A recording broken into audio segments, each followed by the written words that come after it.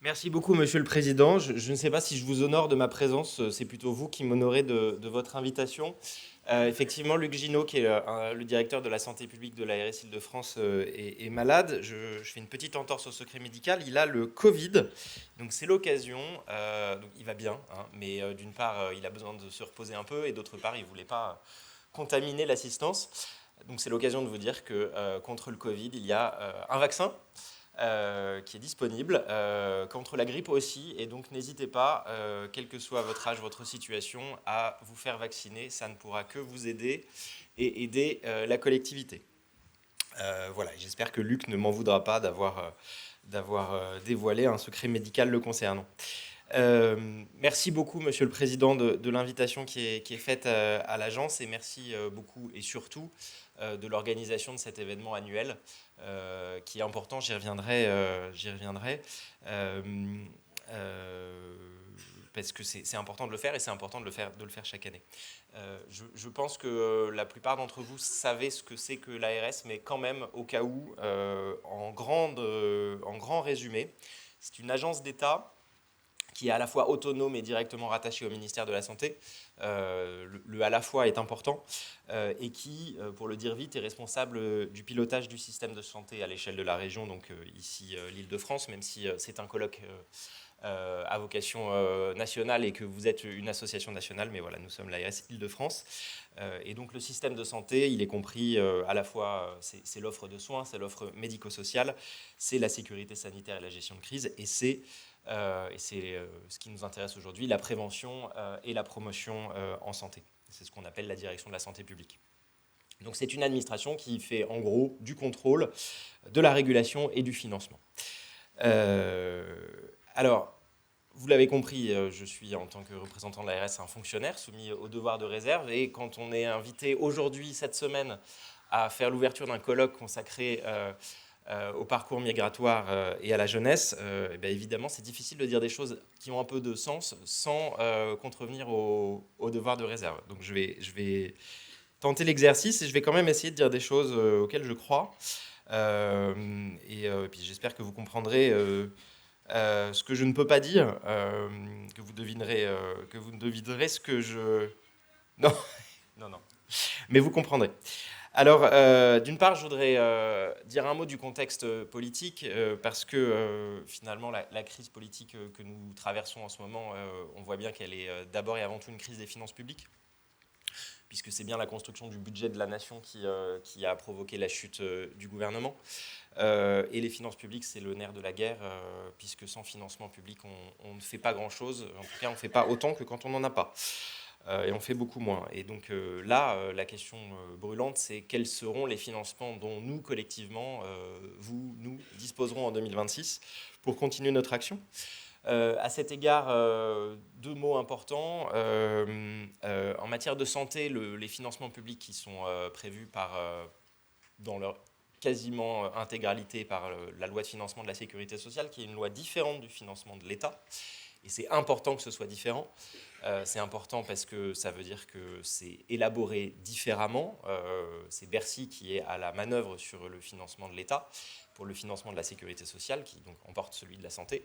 C'est un duo santé-Bercy. Et c'est important d'avoir ce duo.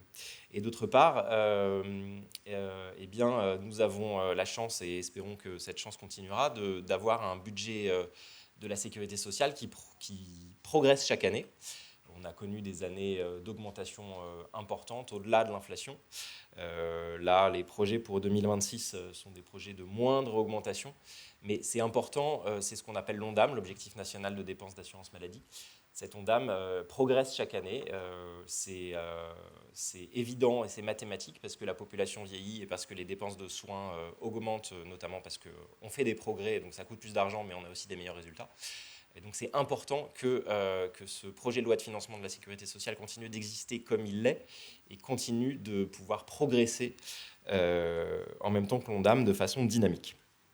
Et d'autre part, ce qui est important aussi, c'est que, et donc je reviens sur qu'est-ce que c'est que l'ARS, pour exécuter ce budget de la sécurité sociale, qui n'emporte pas que la santé, mais là on parle de santé, les ARS sont des administrations qui sont à la fois autonomes et à la fois directement rattachées au ministère, mais qui sont autonomes notamment dans la façon dont elles peuvent exécuter le budget. Nous ne sommes pas des services sous l'autorité du préfet qui devons exécuter le budget de l'État avec des procédures extrêmement lourdes, extrêmement complexes, extrêmement rigides. Nous avons une très grande souplesse, et donc cette souplesse est précieuse. Et donc, il est important de le rappeler et d'en avoir conscience. Un autre mot, un autre élément de ce dont on peut parler dans le contexte politique, c'est évidemment la question de la migration, qui, là aussi, est au cœur des débats. Et à cet égard, je souhaite rappeler, mais tout le monde en est convaincu ici, que la santé publique est une science. Nous vivons dans un monde où la science est de moins en moins écoutée, ou parfois écoutée pour être contredite par certains, notamment des responsables politiques ou des commentateurs de la vie publique. Mais rappelons-le et soyons-en convaincus, la santé publique est une science, et cette science nous parle d'un concept important qui est celui des inégalités sociales de santé, concept qui justifie, qui établit, qui rend évident la pertinence d'une politique qui est ciblée sur les plus défavorisés, ceux qui justement sont victimes de ces inégalités sociales de santé. Ce sont des catégories qui ont à la fois le plus de besoins et pour lesquelles l'action a le plus d'impact. Et donc, quoi que certains en disent, c'est intelligent de lutter contre les inégalités sociales de santé. Et donc, il faut continuer. Et enfin, non, je vous en prie. Et enfin, la jeunesse. Eh bien, la jeunesse, d'un point de vue épidémiologique, c'est une population vulnérable. On le sait et on le voit d'autant plus qu'on parle de plus en plus de santé mentale. C'est aussi une période de la vie où des comportements se mettent en place. Et quand on parle de prévention et de promotion de la santé, on sait à quel point il faut agir sur les comportements. Il faut agir sur les comportements et surtout que les personnes modifient leur comportement. Il n'y a pas grand-chose de plus difficile quand on respecte la liberté individuelle de faire bouger les comportements, parce qu'il faut que les personnes soient volontaires et le fassent d'elles-mêmes. Mais c'est le défi et c'est aussi l'intérêt intellectuel de la promotion de la santé et de la prévention. Et donc, c'est un beau défi. Et puis aussi, quand on parle de la jeunesse et des jeunes, on parle de gens qui vont vivre avec nous dans notre société pendant longtemps. Et donc, les comportements et l'état de santé vont avoir un impact durable sur la santé publique, aussi sur les finances publiques. Donc, quand on veut faire des économies, c'est important de se dire qu'on peut agir en prévention et en promotion de la santé sur les jeunes, parce qu'on va avoir l'impact le plus long bénéfique sur leur santé et donc sur les dépenses d'assurance maladie. Et donc là-dessus, une petite pirouette, ces jeunes, s'ils sont issus de parcours migratoires, on a toutes les raisons de penser qu'ils vont rester dans notre pays très longtemps.